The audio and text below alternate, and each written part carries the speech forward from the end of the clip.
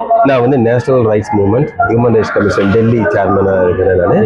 நான் வந்து ஒரு 72 கண்ட்ரியோடைய அம்பாசிடர், யூஎன் வாலண்டியர்ஸு, அது இல்லாமல் 152 வேர்ல்டு ரெக்கார்ட்ஸ் பண்ணியிருக்கிறேன் இது வரைக்கும். என்னுடைய வேர்ல்டு ரெக்கார்டு இது வரைக்கும் யாரும் முறியடிக்கலை. அப்படி இருக்கும்போது நான் ஒரு பழம்பெரும் லெஜெண்ட் தியாகராஜ பாகவதருடைய ஃபேமிலி. நான் அதுக்கப்புறம் வந்து ஒரு தமிழன் வந்து வரணும் அப்படின்றது எங்களால் ரொம்ப விருப்பம். நீங்க சொன்னதே சந்தோஷம். தமிழன் வந்து வரணும் இதுதான் நினைக்க மாட்டாங்க. அதுதான் தமிழன் வந்து வரணும். இன்னைக்கு வந்திருக்கிற எல்லா ஆர்டிஸ்டும் பார்த்தீங்கன்னா வெளியூர் தான் வந்து தமிழன் சொல்லிக்கிறாங்க தவிர ஆனால் உண்மையான தமிழர்கள் இல்லை.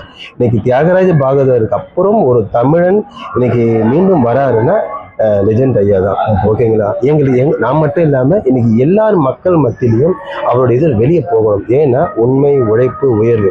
அதாவது முதல்ல அவர் சொன்னது வந்து உண்மைதான். ரெண்டாவது உழைப்பு. இது ரெண்டையுமே அவர் முதலிடம் பண்ணிட்டாரு.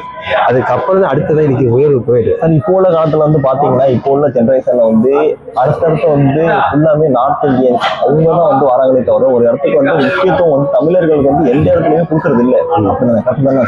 சொல்லுங்க. அப்படி சொல்ல முடியாது. ஏன்னா தமிழ்கிட்ட ஒரு கெட்ட பழக்கம் என்னன்னா அமைதியா தான் இருப்பாங்க. ஆனா திடீர்னு அவங்க வீறு கொண்டு எழுந்தாங்கன்னா அதுக்கு உதாரணம் ஜல்லிக்கட்டு.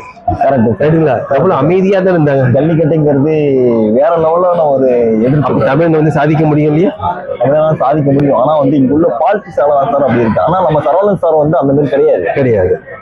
நீங்க வேணா பாருங்க, அவருடைய வெற்றி வந்து இமாலய வெற்றி. அதனாலதான் நான் இவ்வளோ பேரையும் விட்டுட்டு நான் இன்னைக்கு சரவணன் சாரை தேடி வந்திருக்கிறேன்னா ஒரே காரணம் வந்து அவருக்கு வந்து பேக் சப்போர்ட் நாங்கள் வைக்கணும். இன்னைக்கு வந்து நான் சொல்லியிருக்க ஒரே காரணம் என்னோட டீம் மட்டும் இல்லாமல் என்னுடைய ஃப்ரெண்ட்ஸ் சர்க்கிள் எல்லாருக்கிட்டையுமே வந்து அவருடைய புகழையும் அவருடைய பெருமையும் எடுத்து சொல்லணும் மக்கள்கிட்ட.